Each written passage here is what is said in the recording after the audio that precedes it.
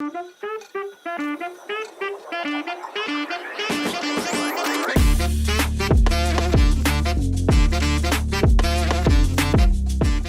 a mí me da pena, o mi esposo se reía de mí cuando yo recién llegué porque yo andaba con mi teléfono así grabando. Miren los anaqueles llenos de papel higiénico, esto no se puede creer. Miren, o sea, hay como 20 marcas de azúcar diferentes y nosotros ya nos habíamos acostumbrado lamentablemente a la situación del país. O sea, ver un anaquel lleno o poder decir, mira, yo quiero comprar un champú de X marca. Y allá no, o sea, allá era lo que, o sea, la que consiguieras, ya no tenías ni siquiera la opción de elegir. Ya no tenías ni siquiera la opción de decir, que yo quiero una de tal precio. O sea, no, era lo que te tocaba. Lo que tocaba. Era como tener que bañarte a veces hasta con jabón de lavar ropa, jabón en polvo. O sea, ya era lo que pudieras realmente conseguir. Yo siempre voy a resaltar lo bonito y lo positivo de mi país. No soy un tipo de persona que sale del país y va a tirar tierra de las cosas totalmente malas. Sí hay que hablar de la realidad. Yo soy partidaria de que no podemos tapar el sol con un dedo, pero Venezuela es un país privilegiado. Mira, yo siento que el tema fue como un control. Las empresas empiezan a cerrar porque durante el mandato de Chávez había como una aparente desproporción de lo que eran las ganancias de las empresas privadas. Entonces, lo que a nosotros nos planteaban es que era una exageración lo que ganaban las empresas privadas e intentaron regular el costo de ganancia de cada empresa. Entonces, pues a la empresa no le pareció, dijo que no estaba de acuerdo con ese convenio, con esa regularización. Entonces fue cuando se empezó a disparar el tema de las expropiaciones. Ok, ¿Sí? el gobierno llega y el gobierno dijo, pues no queda. quieres trabajar, pues yo te expropio la empresa, te doy un deducible de lo que tú tienes invertido en la empresa, te vas del país y yo me encargo de que la empresa siga funcionando o produciendo. Entonces hubo como un oleaje ahí de temas de expropiaciones que la verdad Venezuela no pudo mantener. O sea, te digo que estaba muy fragmentado el país, o sea, estaban los radicalizados hacia el chavismo y estaban los radicalizados hacia la oposición. Okay. Que siento que fue algo que sí fracturó mucho tanto como la unión familiar. O sea, estaba la gente que decía, no, que si tú eres chavista, no, a mí no me hables. No, pues que si tú eres opositor, pues tampoco. Entonces, la gente se parcializó. O sea, o eres o no eres.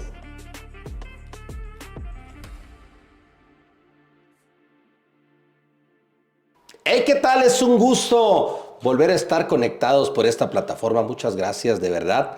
Y pues queremos invitarlos a que nos sigan a través de las diferentes plataformas de audio y video. Ya lo saben que estamos en YouTube. Búscanos la entrevista con Toñito Camargo, el podcast. Suscríbete, activa la campanita. Esto para que te lleguen más capítulos y para que la comunidad crezca. Y pues en las otras páginas digitales, en las de audio, estamos en todas las páginas de audio para que te lleguen estos capítulos muy interesantes y de mucho interés para ustedes. Así que hoy, fíjense que tenemos en este podcast una invitada muy especial. Ella es de Venezuela, del país Venezuela, al cual le mandamos un abrazo a toda la comunidad de Venezuela que está a lo largo y ancho de este mundo, de este globo terráqueo. De verdad, un abrazo a todos los hermanos venezolanos desde México, desde Chihuahua en lo particular. Y pues hoy tenemos un episodio dedicado a todos ustedes. Y para ello pues tenemos a nuestra invitada, Némesis Brito. Muy buenas. Hola, buenas tardes. Muchas gracias. Gracias por ese abrazo, por esa solidaridad que han manifestado ahorita muchos países con respecto a la situación política de mi país. Entonces, de verdad, se agradece mucho ese apapacho a la distancia o con esa intención de saber que ahí están con nosotros. Némesis, gracias por aceptar la invitación. A ti por la oportunidad y el espacio. No pensábamos que aquí en nuestra ciudad hubiera gente de Venezuela. Ya sabemos que hay una venezolana aquí. ¿Cuántos más venezolanos tenemos? A mi conocimiento somos 6. Aquí en esta ciudad. Sí, en esta ciudad de Delicias. Ok. ¿Y en el estado de Chihuahua? Es más, sí hay una comunidad un poquito más grande en lo que es el área de Juárez y Chihuahua capital. Sí está ya un poquito más, un poco más cantidad de venezolanos que han llegado, han conocido y se han quedado, han O- decidido quedarse. Oye, Nemesis, pues muchas gracias. Siempre que se habla de Venezuela, casi siempre, por ende, queremos escuchar lo malo que se habla de Venezuela, que se escuche. Igual cuando hablan de México, no, México es lo más peligroso, México el narco, México esto, México el otro. Y hablar de Venezuela no nomás es lo político. También Venezuela pues tiene unos paisajes maravillosos, una cascada del Ángel, sus playas, artistas, figuras que han hecho de Venezuela una nación importante políticamente, geográficamente, artísticamente. José Luis Rodríguez el Puma es de ahí, de Sí, Venezuela. correcto. Alicia Machado, Correcto, sí. así que han destacado. mm, no sé si María Conchita Alonso es de Venezuela. Sí, creo que Ed salió. sí tiene doble nacionalidad, pero pues sí es nuestra también, Mara Conchita. ¿Qué tiene de especial Venezuela? Tú como Ay, venezolana, ¿qué digas? yo siento que Venezuela ha destacado por algunas cosas, como también es el deporte, las mises, que también son muy reconocidas a nivel, pero yo siento que Venezuela tiene esa calidad humana, esa jocosidad, esas ganas de ponerle la cara, la buena cara ante las adversidades, las dificultades que se nos puedan presentar. Yo siento que el venezolano, se distingue en otros países por esa forma, por el trato. Somos muy cariñosos. Entonces ahí yo siento que eso tenemos mucho para destacar en mi país. Hay mucho. El trato y la atención que tiene el venezolano. Me imagino que en Venezuela, así como tú dices, su gente, su trato, la comida. ¿Qué hay de similitud con la comida mexicana? No, no hay casi nada de No hay semilla. nada. Sí es muy diferente el tema ¿Cuál es el gastronómico. platillo principal de Venezuela? Es que tenemos muchos, pero yo creo que el que más se ha reconocido a nivel mundial es el tema de la arepa. La arepa. Sí, el tema de la arepa pues sí ha traspasado esa barrera de países y se ha dado a conocer. Pero sí tenemos muchos platos, lo que es la cachapa, que es una tortilla hecha con maíz dulce, molido. eh, Tenemos el pabellón criollo, que también es muy reconocido para nosotros. El plato navideño, que involucra una yaca, que es una especie como de tamal, para que me puedan entender un poquito. Ahorita que nos dicen los nombres, digo, ¿qué serán? Pero Sí, mira, me está la explicando. yaca es como una especie de tamal, el pabellón criollo es un plato típico conformado como para un almuerzo que lleva arroz blanco, frijol negro graneado, nosotros le decimos caraotas, Caraotas. caraotas, pero es el conocido frijol negro. Ah, ok. Lleva carne deshebrada, que nosotros le decimos carne mechada, y lleva plátano, acá le dicen plátano macho, que es maduro y va frito. Entonces está muy rico. ¿Qué También extrañas ya. tú de allá de Venezuela? Ay, es que son muchas cosas. Ahí como que le da el lado melancólico. Yo extraño mi gente. Sí, sí se extraña ese tema de tu poder platicar y que entiendan tu léxico. Acá a veces batallo porque no sé, o sea, Así. sí he adaptado mucho el vocabulario para que se me pueda entender, pero igual hay palabras o Que expresiones todavía no. que todavía No las sí la gente entiendes. sí se queda así como, ¿qué significa? Sí, Oye, Nemesis, pues vamos a empezar, ya estamos entrando en confianza. sí, claro que sí.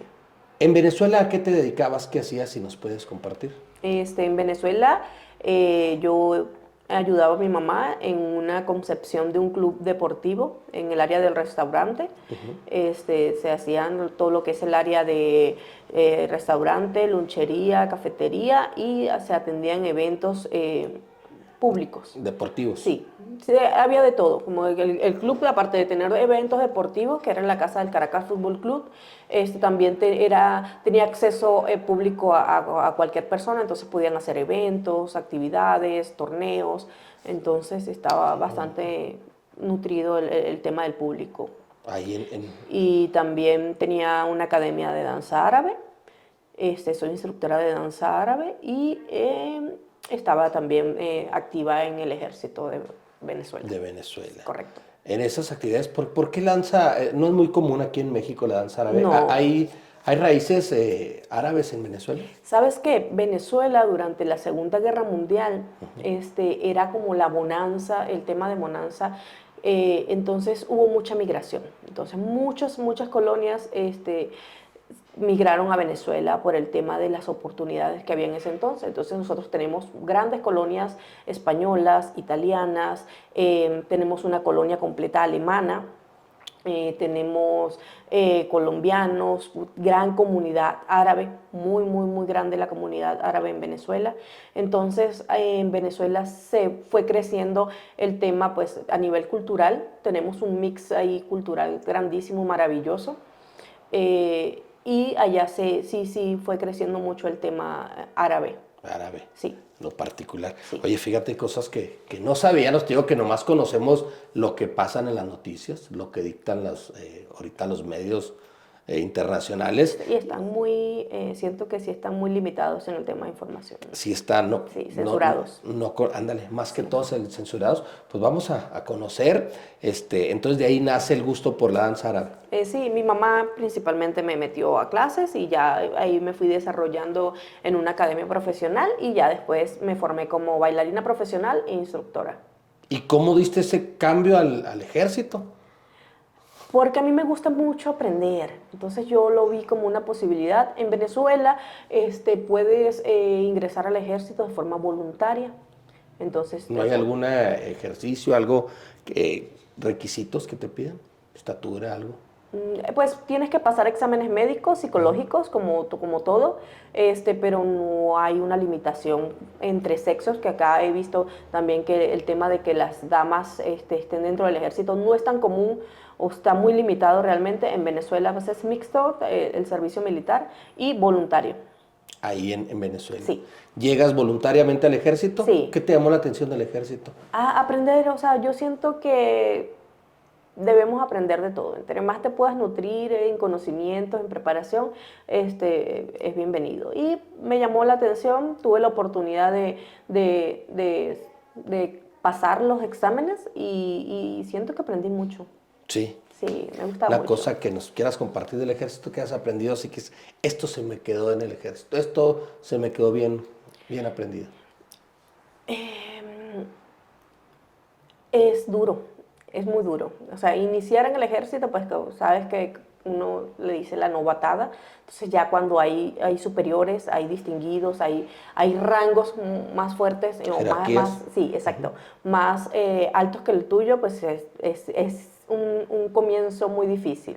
Yo en mi experiencia lo aproveché mucho, o sea, yo lo veía como un tema de aprendizaje, ¿sí? Es difícil, si hay que, pues, entrenamientos, lo que es pernoctar. Una disciplina sí, estricta. Eso también hay que tenerlo. O sea, tienes que saber acatar órdenes, tienes que saber ser disciplinado. Y si no llevas esa mentalidad, vas a batallar mucho, la verdad. Para evitar ese tema de la deserción ahí, de tener que desertar, tienes que ir preparado emocional y psicológicamente, de que tienes que tener una disciplina y una sublevación con tus superiores. ¿Hay alguna ventaja de que seas mujer o que seas hombre? ¿O es igual ahí no hay en el ventaja. ejército? Sí, ahí no hay como un tema preferencial por el sexo. Te preparan igual, tanto seas mujer como hombre. Así es como es el ejército en Venezuela. Sí. Allá en aquel... ¿cuánto tienes aquí en México? 9 años. 9 años. Ahorita acabo de cumplir 9 años acá en México. ¿Cómo llegas a México? Mi pareja, mi esposo actualmente, lo conocí y él viajó a Venezuela. Ya estuvo un tiempo en Venezuela conociendo un poco. Luego yo viajé para acá a formalizar un tema como la relación con su familia. Regresé a mi país, estuve un mes acá, regresé a mi país porque tenía compromisos tanto con el ejército como proyectos personales y profesionales. Y después él me comentó que si quería tomar un año sabático por el tema de que ya estaba un poco complicada la situación en tema de escasez en mi país. La situación política y económica ya estaba como dando un punto de quiebre. Entonces me dijo, 21 años, y si no te gusta, pues nos regresamos. Él tenía la disposición de regresar conmigo a Venezuela, aún con ese comienzo de la crisis que estaba como muy latente en ese momento. ¿Cómo se conectan de Chihuahua a Venezuela? ¿Cómo se conectaron? ¿O cómo se conocieron? Nos conocimos por medio, ay, es que no debería ni ser ejemplo esto. Nos conocimos por medio de un videojuego, ¿Cuál era? Se llama Clash of Clans. Ok. Sí, entonces pues ahí empezó como un inicio de una amistad y pues se fue como afianzando esa amistad hasta llegar a un punto de una relación a distancia. Entonces también estaba el tema de quién daba ese primer paso, porque él me decía, no, pues ven a México a conocer, y yo, no, en México, o sea, la verdad las noticias que dan de México son muy desalentadoras. El tema de lo que es el narcotráfico, de que cuelgan a la gente en los puentes, que hay mucha inseguridad, la trata de blancas. Entonces yo decía, no, yo qué necesidad tengo de arriesgarme por una persona que, o sea, no conozco, no tenía conocidos acá en México. Entonces yo dije, no viajo. No le entro. Y él también estaba en la misma situación. O sea, en Venezuela no hay comida, también hay mucha inseguridad. Para nadie es un secreto que Caracas estaba entre las ciudades más peligrosas a nivel mundial y de Latinoamérica. Oye, ahorita que comentas eso de que uno normalmente, lo que te comento de que cuando hablan de Venezuela escuchamos lo malo. Sí. ¿Ustedes de México, estando allá, también escuchan nada más lo malo de México? Es que sí. Es muy, muy difícil, o sea, no hay como una noticia internacional, por lo menos que llegue a Venezuela, más allá de la farándula, que es como muy reconocida. Venezuela tiene mucha programación mexicana, pero sí, las noticias eran muy desalentadoras también, un tema bien, bien complejo, y que era lo que se veía. O por lo menos ese era el concepto. Yo creo que quizás sí puede estar muy apegado a la realidad, pero no todo México es así. ¿Sí? Porque las noticias pues sí eran reales, o sea, eran situaciones que se podían estar sucediendo en ciertas partes o ciertas ciudades de México, pero no todo México era tan peligroso, tan delicado, con temas tan sensibles. Entonces, sí, como te comentaba, hay un tema a veces de información, que no todo lo bueno es lo que sale. Así es. ¿Habías salido tú alguna vez de Venezuela? Sí había salido, pero eran fronteras muy, muy, muy cercanas a Venezuela. ¿En el ejército? No, ya, sí, más joven. ¿Particular? Sí. Ok. ¿Llegas a México, el año sabático? Sí. ¿Qué te gustó de México? De aquí, de aquí en la tierra de Chihuahua. Fíjate que tienen gente muy bonita, gente muy cálida, gente muy, muy solidaria. Yo creo que lo principal era ese descansito también que necesitaba Némesis como persona. Yo viajé con una niña de 5 años, yo era mamá soltera, entonces el poder también garantizarle un poco a mi hija tranquilidad, ¿sí? Ellos desconocen un poco porque están niños, pero detrás de eso hay un papá que lucha para que el niño no vea las carencias, para que el niño no vea las dificultades, para que el niño no crezca con una zozobra o en un entorno de inseguridad. Yo creo que los papás hacemos hasta lo imposible porque los niños no tengan que vivir quizás las carencias que vivimos nosotros. Así es. Ahorita que hablas de que siempre pues hacemos todo por los hijos, ¿no? Sí. Todo lo que esté a nuestro alcance y más, siempre eso yo creo que es de lo más importante para uno, los hijos, la familia. ¿Cuántos son de familia ustedes, Némesis, allá en Venezuela? Ay, es que es complicado, porque está la materna, la paterna, ambas familias. ¿En tu familia? ¿En mi núcleo? Sí, en tu núcleo. Pues mamá, hermano, yo, mi hija y unos tíos cercanos. Y bien, ahí Venezuela, ¿cómo era? Dices que ya empezaba la situación. ¿A qué te refieres? Venezuela, yo lo que me sé de Venezuela, claro, lo actual, pero me acuerdo que hubo un rompimiento diplomático fuerte, más o menos como en el 2005, cuando aquí en México era el presidente Vicente Fox y estaba Hugo Chávez. hubo un rompimiento temporal diplomático por la ideología, donde ya México no le quiso mandar productos comerciales, cerró algunas fuentes de abastecimiento y Hugo Chávez, pero no pasó a más, volvió la relación diplomática bien. ¿Cómo empezaba ya en ese tiempo que dices que empezaba a mermar las cosas? Mira, yo siento que el tema fue como un control. Las empresas empiezan a cerrar porque durante el mandato de Chávez había como una aparente desproporción de lo que eran las ganancias de las empresas privadas. Entonces, lo que a nosotros nos planteaban es que era una exageración lo que ganaban las empresas privadas e intentaron regular el costo de ganancia de cada empresa. Entonces, pues a la empresa no le pareció, dijo que no estaba de acuerdo con ese convenio, con esa regularización. Entonces fue cuando se empezó a disparar el tema de las expropiaciones. Ok, ¿Sí? el gobierno llega y el gobierno se dijo, lo pues queda. no quieres trabajar, pues yo te expropio la empresa, te doy un deducible de lo que tú tienes invertido en la empresa, te vas del país y yo me encargo de que la empresa siga funcionando o produciendo. Entonces hubo como un oleaje ahí de temas de expropiaciones que la verdad Venezuela no pudo mantener, o sea, no pudo sostener porque era un tema de que lamentablemente el tema del petróleo, de que nosotros somos un país petrolero, es bien complejo porque Venezuela no se ocupó, desde mi punto de vista, de producir sus propios productos, su propio alimento. Sí produce, Venezuela sí produce, pero no para abastecer a su país completamente. Entonces siento que Venezuela se escudó en el tema de ser el país con mayor reservas petrolíferas a nivel mundial para todo pagarlo con petróleo.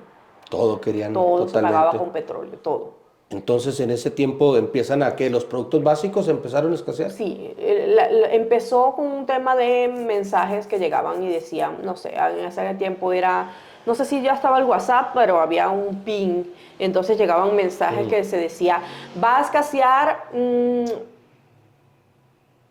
no sé, los pañales para bebés o todo lo que era productos en base a los bebés. Entonces se realizaba como una especie de compra nerviosa. Ah, es que me dijeron que va a escasear, entonces todo el mundo se abordaba a los supermercados y lo que hacían era pues vaciar los anaqueles. Entonces pues ya no había Como producto. compras de pánico, Sí, ya como no cuando en había. la pandemia que decían eso, ¿no? Vayan porque no va a haber carne en una semana y todo el mundo Sí, pero en Venezuela agotaba. sí se notó mucho. O sea, literalmente los anaqueles quedaban vacíos. Entonces, ¿qué pasaba? Semanas después decía, bueno, ahora va a escasear todos los productos de higiene corporal.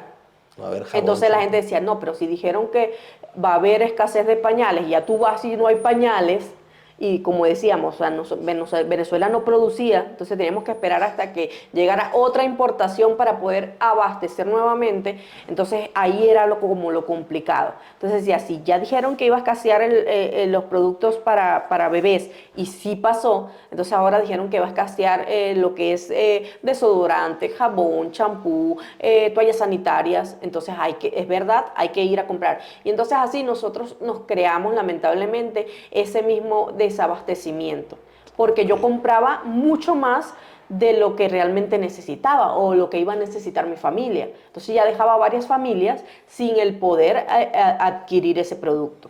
¿Y esos productos de dónde eran? ¿Eran mexicanos? No, no, importados, había de todo. Árabe, Sí, todo. había de todo. Había No, mayormente de Estados Unidos, puede ser de México. El detalle está que el venezolano empezó a meterse el pie él mismo. entre Sí, entre ustedes, nosotros. Lamentablemente, o sea, se formó algo que en Venezuela se le llamó el bachaqueo. el bachaquero. Así arrasaban con todo y entonces, por ejemplo, yo necesitaba eso, los pañales para mi hijo. Y entonces yo lo necesitaba porque es una necesidad, o sea, no puedes dejar al niño Sí, como en las épocas que hacían nuestras abuelitas o pura nuestra mamá tela. a pura tela, o sea, ya no estábamos para eso. Y entonces yo necesitaba el paquete de pañales. Entonces me decía, yo tengo paquetes de pañales. Ah, sí, véndame un paquete. Entonces, bueno, un paquete que ponte tú a un equivalente en pesos estaba en 200 pesos. Me dijo, bueno, te lo vendo en 1500. lo vendían a 1.500, o sea, hasta Sí, ese precio. una equivalencia. En bolívares era otro precio, pero para que me Sí, sí. entiendan. Y entonces yo te decía, no, pero es que ¿cómo te voy a pagar algo que vale 200 en 1.500? ¿Lo necesitas? Y yo, no, es que sí lo necesito. Págalo, Y más que si tenías bebé, ¿no? págalo, lo necesitas, págalo. Y entonces, en la necesidad de que, o sea, realmente necesito el producto, no tengo, pues la gente empezó a pagar. Y ahí se hizo un comercio barbarísimo, bárbaro. Nosotros teníamos que hacer filas desde noches anteriores para poder esperar a que llegara un camión a abastecer y no sabías ni siquiera qué traía el camión. No más. O sea, ni siquiera tenías idea si iba a llegar arroz, si iba a llegar frijol, si iba a llegar pasta, si iba a llegar un desodorante. O sea, no sabías, pero tú 2 noches o una noche anterior tenías que estar haciendo la fila y permanecer en la fila durante toda la noche. Porque si no permanecías o no estabas en el momento en que se pasaba un listado que se hacía para organizar, pues ya perdías el puesto. Y nos pasaba, o sea, yo vivía en un apartamento, en un edificio, y enfrente tenía exactamente un supermercado. Entonces para mí era fácil decir, mira, ya va a empezar a hacer la fila, bajaba y ahí me quedaba. Y yo podía estar toda la noche en el puesto número 5. Y ahí tenías que aguantar Ahí tenía que frío, aguantar, pero cuando insomnio. llegaban las 8 de la mañana, ya tenías como 40 personas adelante que tú decías, pero si yo era el número 5, o sea, ¿de dónde salió tanta gente? Entonces llegó la mafia de la gente que pues quería Que acaparaban controlar, quería controlar. Entonces me decían, no, pues yo estoy de primera, pero conmigo vienen 4 personas más. Y los metían a fuerza y no tenías forma de decir, no, pues no me parece. Porque era también gente que pues de crimen organizado, que no se veían, que tú dijeras, ay, qué decentita la persona. Entonces, ¿qué hacías? O sea, te ponías a pelear, igual no sabías ni por qué estabas peleando. No sabías que iba a llegar en el camión. ¿Y el gobierno apoyaba ahí? No, era un tema de, o sea, de barrios. Ya la gente pues veía cómo apoyarse, sí. Pero ya llegaba el camión y ya tú decías, bueno, llegó esto es lo que me voy a llevar. Entonces también empezó ese tema de que se intentó controlar la cantidad de productos que compraban las personas. Entonces fue cuando se implementó el tema de la captahuella. La captahuella, ¿qué es Sí, eso? no, nosotros tenemos, así como ustedes tienen un sistema electoral, nosotros también lo manejamos. El INE. Y por el registro de la huella dactilar, que es con lo que nosotros manejamos para las votaciones y todo ese tipo de cosas, pues por el registro ya te arrojaba como una especie de plataforma donde te decía cuántas harinas habías comprado en el mes o cuántas podías comprar, cuál era tu límite. Si era 2 por semana, 4 por semana, el O sea, arroz. ¿qué era? ¿Una tarjeta? No. Ellos implementaban el mismo sistema que se utilizaba para las elecciones, que sí, donde tú escaneas tu huella dactilar. Es que aquí nos dan, no nos dan, uno tramita su credencial de elector y con esa en las elecciones y es la que nos sirve de Nosotros identificación. tenemos la cédula de identidad, que es el equivalente al ¿Qué es INE. el CURP? Bueno. No, nosotros no tenemos CURP. Nosotros tenemos cédula de identidad y con eso y la puedes captahuella votar. que era ¿cómo dices tú? Sí, es un sensor donde tú registrabas tu huella dactilar, te aparecían tus datos que estaban arrojados en el sistema de censo de nosotros y entonces ahí te decía pues qué productos habías comprado y cuál era tu límite. ¿Tenían límite? Sí. ¿De cuánto estamos hablando? Pues es que depende. Se suponía que debería ser por familia. Pero pues cada persona podía comprar, ejemplo, 2 kilos de arroz por semana, 2 kilos de harina, una pasta de dientes, un desodorante, más o menos por ahí. O sea, los productos que estaban regulados o que eran de primera necesidad eran los que tenían como esa restricción. Sí, esa restricción de cantidades. Ya había otros productos porque sí podías comprar la cantidad que quisieras. Esos productos tenían como ese límite por persona. A mi esposo le tocó el desafortunado momento en que como él no estaba registrado en nuestro registro electoral, él no podía comprar esos artículos. Así él hiciera la fila, así él tuviera el dinero para pagar. Checan. Sí. Entonces como él al momento de hacer su registro o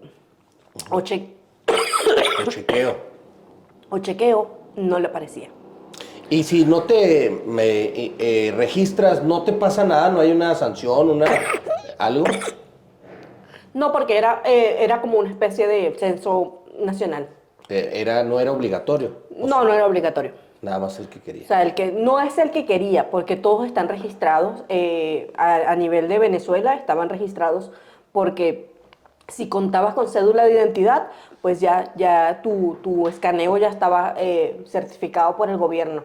Entonces por ahí tenían como ese control, ese censo entre la población venezolana. Oye, pues qué interesante lo que nos dices de que el captahuellas, que te regule o que te diga, tienes ciertos límites para comprar esto o lo Sí. otro. Imagínate que se te antoje hacer un postre o algo y que no lo puedas hacer o Es tengas que limitado los productos, pues sí es algo incómodo, ¿no? Aunque aquí en México, pues lo vemos diferente la manera, ¿no? También. Es que no han tenido una situación como tal. O sea, yo recuerdo que cuando yo llegué a México, a mí me decían, no, es que aquí estamos mal, aquí no alcanza el dinero, aquí es la situación es muy complicada, es que aquí, o sea, estamos mal viviendo. Y yo decía, no, o sea, ustedes están en el paraíso. Ya, a mí me da pena, o mi esposo se reía de mí cuando yo recién llegué porque yo andaba con mi teléfono así grabando. Miren los anaqueles llenos de papel higiénico, esto no se puede creer. Miren, o sea, hay como 20 marcas de azúcar diferentes y nosotros ya nos habíamos acostumbrado lamentablemente a la situación del país. O sea, ver un anaquel lleno o poder decir, mira, yo quiero comprar un champú de X marca. Y allá no, o sea, allá era o sea, la que consiguieras, ya no tenías ni siquiera la opción de elegir. Ya no tenías ni siquiera la opción de decir, que yo quiero una de tal precio. O sea, no, era lo que te tocaba. Que te tocaba. Lo que tocaba. Era como tener que bañarte a veces hasta con jabón de lavar ropa, jabón en polvo. O sea, ya era lo que pudieras realmente conseguir.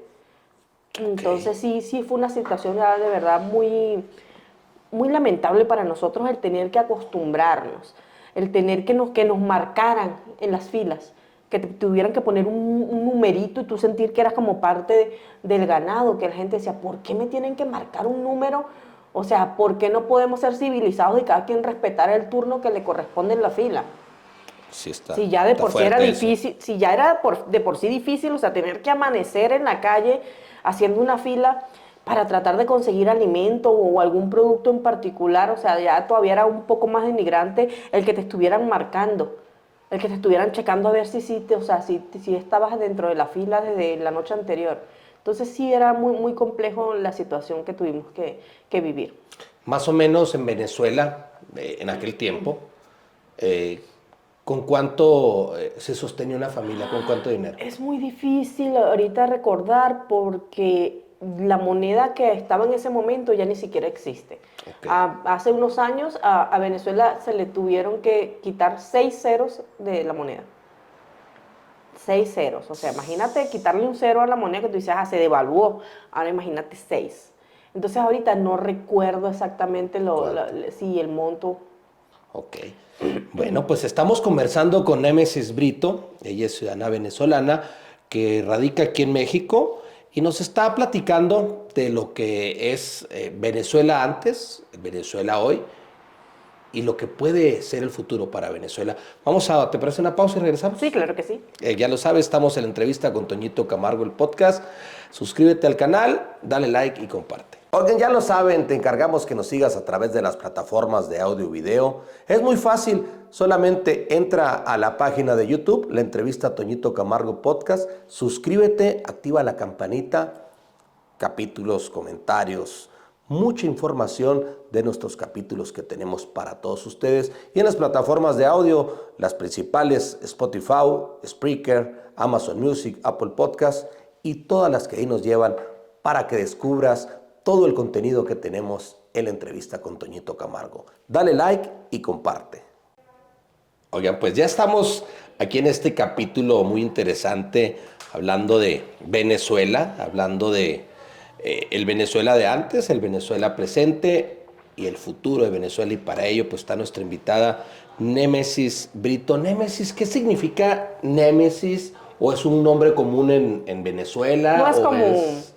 No es común. Viene más que todo de familia. No tengo familias con orígenes griegos, pero mi abuela leía mucho. Entonces, no le gustaban los nombres comunes. Entonces, pues ella decidió que a sus hijos, no sabía cuántos iba a tener, pero que le iba a poner nombres con origen griego, egipcio y por ahí se fue. Y ya pues mi mamá a sus dos hijos que tuvo también le puso nombres griegos y yo a mis hijas también decidí ¿Nos puedes compartir los nombres que les puso? ¿Tu mamá? Mi mamá se llama Nefertitis. Nefertitis, Sí, que es la diosa. egipcio. Ajá. Sí, correcto. Tengo tíos que se llaman Atonatos, Amon-Rap. Tengo una tía que se llama Semiramis. Entonces, pues sí, se fue como muy por ese sentido. Hubo más egipcios y griegos que de otra cultura. Y ya mi mamá, pues a mí me puso Némesis. Y a mi hermano le puso Hermes. Hermes. Sí, que Ok. también es griego. Es Dios. Sí, Un dios es griego. un semidios, Ajá, un ajá. semidios. Y yo decidí también, o sea, te incentiva mucho el tema de la lectura. Pues yo decía, ¿por qué me llamo así? ¿O por qué mi mamá se llama así? Entonces te adentra mucho en el tema de la lectura a nivel cultural. Y entonces a mis hijas yo también decidí ponerles nombres ¿Cómo de los ese estilo. pusiste? Mi hija mayor se llama Hera Atenea. Que son Era dos- Atenea. Sí, son dos diosas. Y la menor se llama Gea Adara, que también son dos diosas. Me imagino que tus hijas son nacidas aquí o en Venezuela. Mi hija mayor tiene 14 años y es venezolana igual que yo. Y mi hija menor tiene 6 y ella es nacida acá en México. Oye, y que tu hija continúe, pero con nombres ahora mexicanos. Pues es que va a ser Ahí decisión va. de ella, sí, no es un tema como impuesto en familia. Yo creo que fue precisamente por el tema de que pues nos dedicamos a leer, a tener un poquito más de conocimientos y lo que significaba cada nombre o lo que representó en cierta cultura. Entonces ya será decisión de ella si siguen la tradición que no es impuesta o si ya quieren ponerle otra. A tu hija de Venezuela, que nació en Venezuela, bueno, a tus dos hijas, ¿les hablas de lo bonito que es Venezuela? Sí, sí. Yo siempre voy a resaltar lo bonito y lo positivo de mi país. No soy un tipo de persona que sale del país y va a tirar tierra de las cosas totalmente malas. Sí hay que hablar de la realidad. Yo soy partidaria de que no podemos tapar el sol con un dedo, pero Venezuela es un país privilegiado. ¿Hace cuánto que no vas a Venezuela? Tengo 9 años. Los 9 años desde que salí no he regresado, no he podido regresar. Tenía muchas ganas o tenía proyectado viajar este año. A mediados de este año veremos cómo va la situación, cómo se va desenvolviendo para ver si se puede viajar y poderme reencontrar también con mi gente que extraño un montón. Hijo, eso pues, ojalá y se logre ese Ojalá. propósito. Yo creo que pronto, ¿no? Ojalá, ojalá. Ok. Cuando tú estabas, comentaste que estabas en el ejército, Sí. ¿dejaron el centro ese deportivo? ¿Lo dejaron o lo conservan todavía? ¿Cuál centro deportivo? Donde dices que tenían en Venezuela, de lo del... que trabajaban, que ahí estabas, en lo del deportivo. Es el club, ahorita no sé si todavía, creo que sí está todavía funcionando. No sé si funcionan todas las áreas que estaban anteriormente. Se llama Cocodrilos Sport Park. Ok. Es la casa del Caracas Fútbol Club, que es como el filial. equipo como más reconocido a nivel de Venezuela. Ok. Entras al ejército, ¿había beneficios en el ejército diferentes a una persona, a un civil? Que nosotros pudiéramos percibir desde el servicio militar son pocos. Es un trabajo como cualquiera, donde tienes exigencias, quizás una atención médica, pero mientras no seas oficial, ya formado académicamente o por años de servicio, son mínimos los beneficios. Ok. Por así me voy a meter un poquito más a lo político de Venezuela, lo que conocemos hasta cierto punto. No, yo no te puedo hablar a ciencia cierta de más que lo que vemos a través lo que se alcanza de la pantalla, de los medios. conocer. Tu idea del comandante Chávez, de Hugo Chávez, ¿tú cómo lo veías? Mira, sabes que Chávez, pues se dio a conocer por un golpe de Estado. ¿Ok?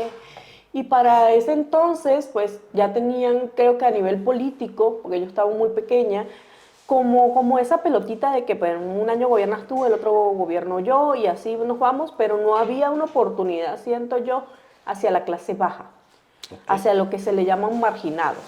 Entonces Chávez, para el golpe de Estado, representó como esa oportunidad de visibilizar a la clase que estaba muy marginada, que había mucha pobreza extrema. Dado a sus orígenes, ¿no? Humildes. Sí, correcto. Entonces se creó como una especie de símbolo de oportunidad de que pues ya salieran los que siempre se veían y que para ese entonces no se veía un avance en Venezuela, a pesar de que hablábamos de que pues, Venezuela era la bonanza de América Latina, o la oportunidad y la que acogió muchas culturas cuando hubo el tema de guerra.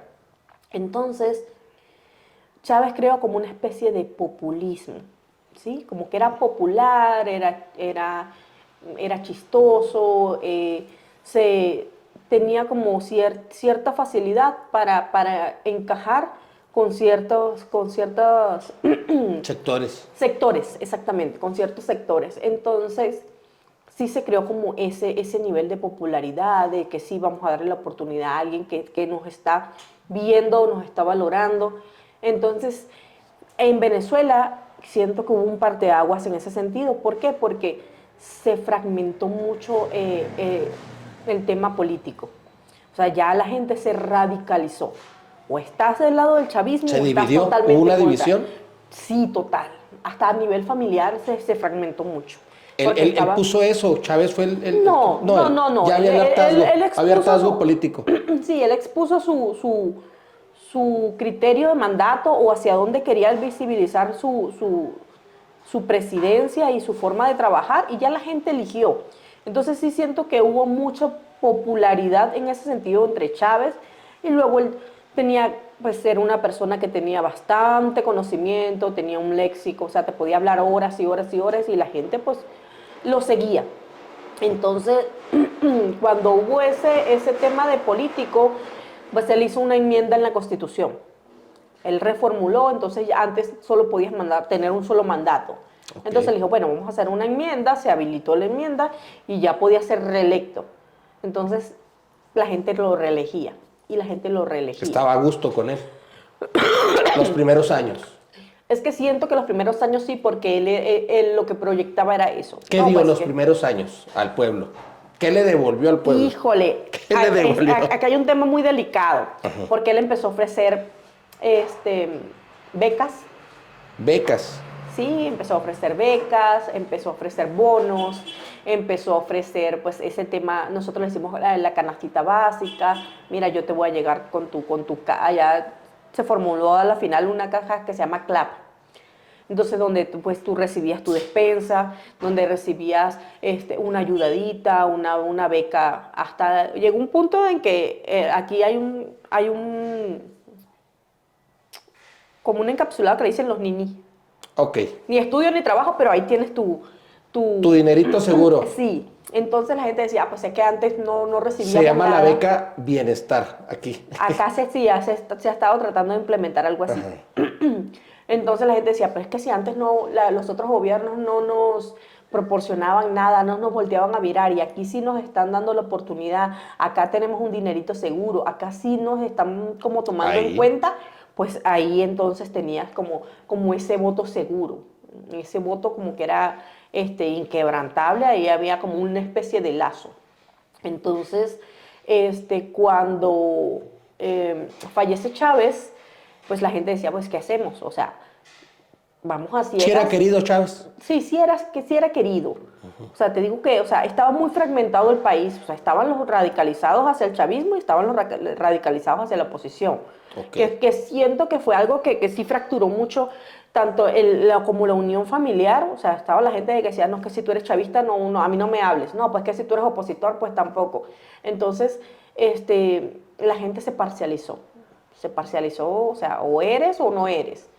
Y costó mucho. Entonces, cuando fallece Chávez, pues la gente decía, bueno, los que estaban hacia la oposición decían, cualquier persona que pongan que no sea el candidato de Chávez, pues votamos por él. Y los de Chávez pues decían lo mismo, no me importa quién me ponga, o sea, no importa si alguien está preparado, si tiene el conocimiento, si tiene la intención de sacar el país adelante, yo me voy a ir porque esto es Seguimos el proyecto de nación de él. Exactamente. Entonces, para ese entonces, el vicepresidente era Nicolás Maduro y pues la gente que todavía tenía la creencia de que el comunismo era el camino, pues votó por Nicolás. Entonces, lo que yo siento que pasó en Venezuela es que la oposición nunca se unificó. Okay. Entonces, si tú no te unificas y lanzas y todos quieren, pues había en diferentes partidos políticos y todos querían que su candidato fuera el ganador, entonces lanzaban 5 o 6 candidatos. Entonces, 5 o 6 candidatos donde toda la oposición divide votos, pero el del chavismo es uno solo y votan a ciegas por él, entonces no tenían forma de ganar. Más bien sería que él tenía controlado eso, ¿no? Yo siento que al principio a lo mejor sí había una oposición mínima, pero al hacer eso... Yo siento que sí había una oposición equivalente, o sea, el país estaba dividido en 50 y 50. Okay. O sea, 50 radicalizados hacia el comunismo y otros hacia el capitalismo, que es lo que se comenta. Pero es lo que comentábamos, o sea, si no hay una unificación y lanzas 5 candidatos diferentes, pues los votos se dividen. O sea, no vas a llegar nunca a los que sí están como coaccionados a seguir ese patrón de comunismo. Sí, pues tiene esa estructura ya sólida, con esos beneficios, pues no le hace nada, ¿no? Sí, otro tema que popularizó mucho a Chávez es que estuvo muy mal también. Es que él decía, bueno, yo voy a expropiar la empresa. No importa si el extranjero se va, yo voy a expropiar y entonces yo voy a darle al trabajador la oportunidad de que ellos que siempre han trabajado en la empresa, pues la lleven a flote. Sí. Pero entonces tú no le puedes dar a un obrero que no tiene conocimiento en administración, en importación, que tiene el empresario, no lo va a saber sacar a flote porque sabe trabajarlo, pero no sabe sobrellevar todo lo que conlleva llevar una empresa adelante. Y otra cosa que Chávez implementó fue el tema de viviendas. Se empezó a hacer una cantidad de viviendas y entonces como se los iba dando. ¿Era subsidiada por el gobierno? Eran regaladas. Okay. Eran regaladas. O sea, no era un tema así como de que... No, o sea, ponte tú que te regalaban el 95% de la vivienda y tú quedabas pagando, no sé, una tontería, un absurdo. Y luego ese absurdo, que era una cosa sin propósito, que tú decías no tiene sentido, de dónde está saliendo todo el ingreso, de dónde están saliendo los recursos para eso, te daban 20 años para pagarlo. Y el venezolano tan vivo que decía, pues no le pago, ¿quién me lo va a quitar? No, y el mexicano también así somos y fiado hasta el tren. Ay, es que nosotros, el tema de la viveza criolla nos llevó a pique de verdad, lamentablemente. Sí. Entonces, también Chávez, creo que también por eso era como muy popular, porque tú decías, si yo trabajo toda la vida y no voy a tener para comprarme una casa, pero me lo está dando y no me está exigiendo y me está dando 20 años para pagar y si me hago el loco no me lo va a quitar porque no me va a sacar de la casa, entonces por ahí también se fue mucho el tema se va uno haciendo cómodo. Sí. Sí, como dices al principio dijiste, nosotros tenemos la culpa, ¿no? Como sí. Que no se unieron, que empezó a haber ese tipo de cosas entre la misma población. Ahora sí que uno tiene la culpa, ¿no? Sí, sí, totalmente. Te digo, nosotros también todavía tenemos un problemita que lo vio mi esposo cuando llegó a Venezuela. Y es que nosotros tenemos un subsidio en los servicios, lo que es gas, gasolina, luz, agua, de casi el 90-95%. ¿Se los Entonces, pagan? Sí. No, o sea, pues no nos los cobran. Entonces, con lo que tú te compras acá, no sé, con 20 pesos. Con 20 pesos tú allá llenas un tanque de gasolina completo. Con 20 pesos. Todo el tanque de tu carro completo. Y con esos mismos 20 pesos pagas el agua y la luz. ¿De veras? Sí. Y con esos mismos 20 pesos llenas el tanque de gas. Entonces, a nosotros nos mal acostumbraron al tema de que es que somos un país petrolero, pues hay que subsidiarle todo. ¿Dónde está el detalle? Que no puedes mantener un país con un subsidio tan alto. No, pues no. Porque mal acostumbras al venezolano a que todo es regalado. Todo tiene que ser regalado. Y no puedes mantener un esquema tantos años con eficiencia si no tienes de dónde estructurarlo. Entonces empezó la escasez, empezó a fallar las termoeléctricas, entonces empezaron a haber apagones, racionamiento de luz, las presas no tenían el mantenimiento correcto, entonces empezó a tener problemas también el tema de presas, entonces ya no teníamos agua. Entonces no puedes mantener un país con la mentalidad de que, o sea, todo se te va a regalar porque naciste en un país petrolero. Y de ahí dependía todo. Hicieron que dependiera de ahí todo. Todo, sí, absolutamente todo. Entonces ahí es donde se crea esa ruptura, donde, o sea, el venezolano tiene que acostumbrarse a vivir con 4 días de racionamiento de agua y solo 3. Entonces cuando llegue el agua ni siquiera era potable, o sea, llegaba en pésimas condiciones, no se podía tomar, no podías cocinar con ella, tenías que acostumbrarte a que en cualquier momento se iba la luz y no sabías cuándo regresaba. Entonces si tenías un refri Máximo ahí, que unas semanas, pues, no sabías, no tenías ni idea. Así como podía regresar en 3 horas, podía estar 3 días sin luz. Entonces, ¿cómo vive un país con esas altibajos? O sea, donde que no sabes si puedes abrir el negocio al día siguiente, no sabes si la comida que compraste se te va a mantener en el refrigerador si no tienes luz. Está Entonces, crítico. sí, empezamos a tener ese declive y no sabías cómo salir de ahí. Pero tampoco podías exigir porque entonces así nos criaron. O sea, con esa mentalidad entonces si te decían, bueno, entonces vamos a subir entonces el costo de la luz y el agua. No, ¿por qué me vas a subir el costo?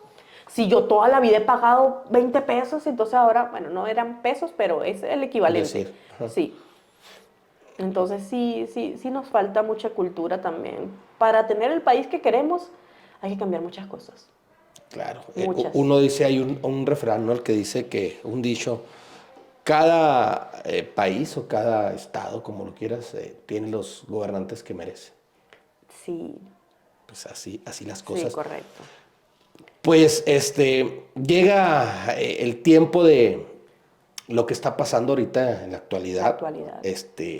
Que se llevan a Maduro. Yo creo que también un político, yo no te puedo ni juzgarlo, ni decir porque no es mi presidente, no era, yo soy extranjero en tu país, pero Maduro se lo llevan con muchos cargos, ya lo tienen allí en una corte federal, Sí. le plantan o le ponen o le jincan ¿cómo se dice la palabra correcta? Le ponen los cargos, asociación delictuosa, narcotráfico, lavado, uso de armas.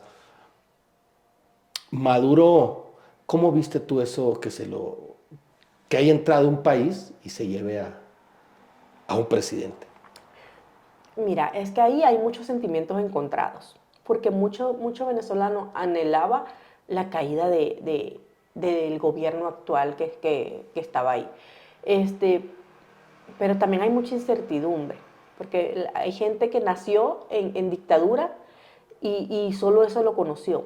Y Venezuela es un país con 30 millones de habitantes, de los cuales 8 tuvieron que salir. 8 millones. 8 millones tuvimos que salir de nuestro país buscando mejores oportunidades, buscando conocer algo que no fuera la pobreza, que no fuese ese tema de acostumbrarme a malvivir, porque eso era lo que yo tengo. O sea, no puedo quejarme, no puedo optar a tener algo, porque, o sea, esto es lo que me tocó, desde donde me tocó nacer. Entonces, muchos millones de venezolanos que estamos fuera, no podemos regresar a un país donde no ves futuro, donde la gente se acostumbró a sobrellevar su situación. Y entonces decimos, es que yo quiero regresar a la Venezuela próspera, yo quiero ver a mi familia sin tener que pasar hambre. Yo quiero que el dinero que yo envío, porque también los venezolanos que salimos nos volvimos cabezas de familia, Proveedores. porque tenemos que proveer, tenemos que enviar dinero para que pueda alcanzar. En Venezuela el sueldo mínimo es de $3 el mes. $3 el mes. Sí. Está acá, es crítico. O sea, ¿cómo sobrevives? ¿Y cuando le mandas, por ejemplo, a Venezuela, decir, 1,000 pesos de aquí, ¿llegan los 1,000 pesos allá? Llega Tienes la opción de, si tienes alguna conexión que le pueda entregar el dinero en dólares, se lo dan en Mejor. dólares. Pero cuando llegas al cambio en remesas, le llegan bolívares. El detalle es que, como te comentaba, de que no hay una regularización de la moneda. Entonces la gente pone el precio que quiere y el bolívar diario se devalúa. Entonces, si tú vas a comprar un producto y te dicen, bueno, cuesta $24, porque hubo un punto en que se dolarizó, entre comillas, el país, porque era lo que no se devaluaba. El dólar. Ajá. Y ¿Sí? llegaba mucho. Entonces, pues llegaba lo que se podía. Entonces, la gente decía, pues a mí me conviene vender en dólares porque a mí la divisa no se me va a devaluar. Pero si yo vendo y adquiero bolívares, ya el bolívar dentro de una semana no va a valer lo que me cuesta hoy. Entonces, está ese detalle que, por ejemplo, algo te cuesta $24. Entonces tú dices, bueno, yo quiero pagarlo. Ah, bueno, pero si lo vas a pagar en bolívares ya no te cuesta 24. El equivalente es a 60, 70. Entonces es bien, bien complejo el poder A su regular. conveniencia. Exactamente, el poder regular. Yo hablaba con mi mamá hace poco y yo le decía, mamá, es que es muy difícil porque yo mando el dinero. Y yo, según, o sea, digo, Te bueno, mandé pues esto le tanto. tiene que alcanzar para esto. Y Según entonces, tus cuentas. sí, mi mamá me dice, no, bueno, es que, no sé, antes una lata de atún me costaba $1 y ahora la voy a comprar y me cuesta 5. Le digo, pero es la misma lata. O sea, ya estaba en los anaqueles, o sea, ¿por qué hay un cambio tan abrupto en el precio? Entonces me dice, pues que no sé, ¿qué hago? No compro, no como. Sí. O sea, Oye, necesito alimentarme, necesito seguir. Entonces, o sea, sigues como que enviando, intentando ayudar, pero el país no coopera porque el mismo venezolano te te impone un friega. precio absurdo. O sea, un precio totalmente desproporcionado a lo que debería ser. Ok. Entonces sí es muy difícil. Entonces lo que nosotros decíamos, nosotros queríamos, no nos vamos a decir mentiras, el venezolano quería que cayera Maduro. Quizás no por una intervención de otro Extranjera. país de esta forma, sí, de esta forma tan radical.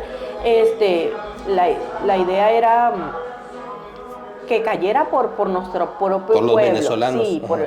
pero ya tenían 26 años de dictadura donde no se veía, donde hubo unas elecciones recientes, donde fue Salud, una ¿no? victoria aplastante y no la reconoció el gobierno.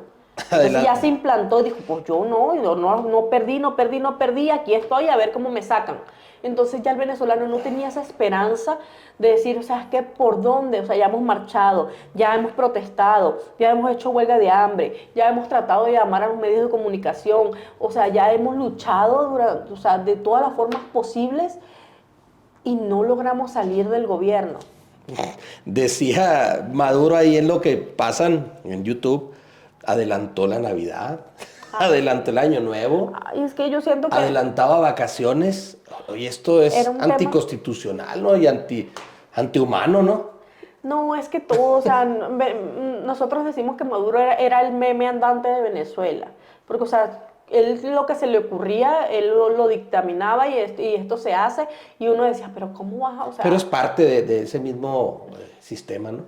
No, ¿no crees? ay no, yo creo que sí se le iba ya la chaveta, ya, o sea, era muy Ocurrente, absurdo, ocurrente. deja tú lo ocurriente, ya eran pensamientos muy absurdos, la verdad. O sea, entonces no puedes mantener, o sea, un país a discreción de lo que se te ocurra a ti el día de hoy. Sí, pues. Entonces, o sea, Y no, más como la situación y el descontento que hay, ¿no? Ante la población. sí, sí. Y que dijeras tú, no, era un país entero. Sí, sí, o sea, te digo, tanto el que está adentro sufriéndola, porque te digo, en Venezuela sí hay gente que pues se ha logrado establecerse, o sea, y vivir tranquilo o sin tantas carencias, pero está el que no, está el que, o sea, con $3, o sea, ¿qué puedes realmente? O sea, tienes que tener como 5 o 6 trabajos, emprendimiento, rebuscar, ingeniártelas para que te pueda alcanzar. Entonces, tenemos muchos están muy contentos, porque pues ya se salió de eso, pero también ahora es pensar, o sea, ¿qué va a pasar? Pues la injerencia extranjera, ¿con qué intención? ¿Cómo vamos a quedar? ¿Cómo va a quedar la economía venezolana? ¿Cómo se va a poder recuperar el país? ¿Cuánto va a ser el tiempo que se va a lograr una transición para unas elecciones justas y transparentes? Y quienes estén. Sí, pues el que está, o sea, hay mucha gente que tenía esa esperanza de decir, o sea, acá en Maduro yo me regreso a Venezuela, a ver cómo levantamos el país y a ver cómo, o sea, de qué forma estructuramos para salir adelante, pero yo quiero que salga Maduro. Yo creo que ya salió el principal, creo yo, lo que se maneja, claro, la vicepresidenta que quedó, dicen que el hermano el que mueve Jorge todo el Rodríguez, sistema, es el electoral. electoral, pero yo pienso, acá como lo vemos de acá de este lado, yo creo que ya empezaron por algo importante, algo fuerte, algo que simboliza, ¿no? Sí. Y yo creo que de ahí pues empezarán a moverse las piezas, ¿no? Para un mejor Venezuela. Sí, hay que hacer una depuración obligatoria. Todavía no se sabe quién va a quedar en el mandato. No se sabe si se va a seguir trabajando en colaboración con Delcy Rodríguez, que es actualmente la actual presidenta, que quedó en sucesión de Nicolás. No se sabe si van a colocar a María Corina, no se sabe si se va a someter a nuevas elecciones. Sería lo más justo, ¿no? Debería ser. Sería lo más justo que a lo mejor no el sistema electoral venezolano llevara las elecciones, sino que hijo de su, está difícil. ¿Quién? Sí, ¿Quién aventarse esa bronca, no? Ese tema de la injerencia extranjera es también muy delicada porque muchos países dicen, pues que en cualquier momento, pues con el dedo me señalan a mí y igual me puede pasar. Entonces también está ese tema, esa zozobra de saber, o sea, realmente es beneficioso para un país que hay una injerencia de esta forma, de una forma tan radical. No es mentira también que Trump tiene un pensamiento muy radical. Entonces, pues él ya de semanas anteriores le había dicho, yo voy por el petróleo, yo voy por el petróleo, yo voy por el petróleo. Y lo ha dicho. Y ya lo ha dicho y ya se está moviendo para sacar petróleo. Entonces, en Venezuela dicen, sí, o sea, ¿para qué sirve el petróleo si siempre lo ha tenido como una cúpula muy cerrada? Pero es como un yugo que tiene Venezuela. O sea, por ser tan rico en minerales y recursos, también es el tema de que todo el mundo quiere esa gallinita de huevos de oro. Claro, y más si es el quién petróleo. o sea, sí. Entonces ahorita estamos en mucha incertidumbre de saber, hay un paso muy adelantado, el tema de que ya no esté Maduro, pero hay que ver cómo se va a realizar la transición. O sea, y quién va a quedar realmente a cargo de Venezuela. Si se va a seguir haciendo por injerencia extranjera o si se va a someter a votaciones, pero el venezolano está muy, muy al pendiente de lo que vaya a pasar más adelante. Pues esperemos que sean cosas buenas. Aquí en México está pasando algo similar en la injerencia. Yo creo que aquí, pues, la mayoría, la cercanía que tenemos con Estados Unidos, pues no nos afecta tanto o no se marca tanto como en México, pues se sabe que está en división. México de hace muchos años, ¿no? Ahorita está el norte, está el Bajío y está el sur. Y son zonas muy marcadas del territorio mexicano donde sí se nota mucho la desigualdad. Si te vas para el sur, hay pobreza extrema. En el Bajío no tanto. Y en el norte pues es diferente la economía. Ahorita pues también está eso lo de que entren los gringos o que no. La gente quiere que entre aquí, diferente a ustedes. Aquí quiere la gente que entre. Y cierto sector, te digo, en las regiones, como está México dividido, no quieren que entre igual. Yo creo que, pues solamente ahora sí que los que vivimos la situación, pues tenemos la última palabra que también no la van a tomar en cuenta. Ya sé, es lo que te digo, o sea, nosotros ya en un tema de desesperación nos decía, ya que pase lo que tenga que pasar, que se lleven lo que se tengan que llevar. Entonces nosotros esperamos que ningún otro país tenga que vivir ni toda todo lo que le tocó atravesar tanto a Venezuela como al venezolano en el extranjero, porque también nos dio muy duro, o sea, el tema de la xenofobia, el tema de que la gente nos prejuiciaba, porque también salieron venezolanos, así como salimos venezolanos con muchas ganas de trabajar, de crecer, de apoyar, de ser buenos ciudadanos en el extranjero donde nos tocara caer, también salieron venezolanos que no nos representan, o sea, que salieron a delinquir, que salieron con esa viveza criolla de que me tienen que facilitar todo, de que pobrecito yo, o de que si me puedo aprovechar, lo voy a hacer. Entonces, ojalá no nos toque ese tema de que tengamos que vivir en otros países lo que le tocó al venezolano. Porque es muy duro, la verdad, muy, muy duro. Yo creo que México también se ha tenido que ver ahí en un espejito porque México también tiene que muchos migrantes que les ha tocado igual, o sea, salir a ver si conseguimos ese sueño americano, a ver si conseguimos un poquito más de calidad de vida para los nuestros. Entonces, cuiden mucho el país. Yo siempre se los digo. Cuiden lo que tienen porque tienen un país, o sea, rico en recursos, en cultura, en su gente, o sea, una calidad humana excepcional. Entonces, no se dejen tapar por un bono, no se dejen comprar. O sea, lo que ahorita es fácil, fácil se va a ir. Y a lo mejor no va a durar eternamente o no te va a nutrir o a beneficiar lo suficiente Lo barato sale caro. de lo que cuesta un voto y lo que cuesta en los años de gobierno y lo que pasan durante esos años de gobierno. Entonces, a cuidar, abrir los ojos. A cuidar lo poquito que tenemos. Tienen mucho. Entonces, yo considero que, o sea, ustedes son privilegiados también en lo que tienen y en lo que pueden disfrutar su país, porque lo saben trabajar también. O sea, tienen maravillosa cultura, agricultura, ganadería. Entonces, ustedes producen su propio alimento, ustedes exportan. ¿Qué fue lo que nos pasó a nosotros? Que no nos ocupamos de mantener un país que se pudiera valer por sí mismo, sino que un país que estuviera resguardado en que todo lo pagaba con petróleo. Entonces, abrir los ojitos, abrir los ojos y cuidar lo que tienen porque son, o sea, en serio privilegiados y su calidad humana excepcional. Entonces, Okay. Gracias, Némesis. Un mensaje para la gente de Venezuela que te ve en todas partes del mundo. Resistencia, vamos a resistir un poquito más. Ya nos ha tocado muy, muy duro, pero vamos a esperar. Yo creo que lo bueno va a llegar. Esperemos que nos toque a esta generación poder ver una Venezuela próspera, una Venezuela libre, una Venezuela donde la familia se pueda volver a unir. Los que añoramos, o sea, con el alma, poder abrazar nuevamente a los familiares. Hay generaciones que vienen ahorita en camino que van a poder disfrutar a lo mejor lo que muchos no nos tocó y nos tocó emigrar y ver todo desde afuera. Algunos nos quedaremos afuera o no sabemos si volveremos, pero que esas nuevas generaciones tengan la oportunidad de crecer, tengan la oportunidad de disfrutar un país más libre, más sano, más próspero. Entonces, a todo el venezolano un abrazo grande. Nos ha tocado duro y poco a poco yo espero que las cosas se puedan arreglar. Pero otra cosa que necesitamos es entender que necesitamos cambiar nosotros el chip que tenemos para que las cosas funcionen. Porque si seguimos metiéndonos el pie, no vamos a prosperar. O sea, no va, por más que el país esté dispuesto, por más que tengamos las herramientas, si no cambiamos el chip, el país no va a salir adelante como lo merece.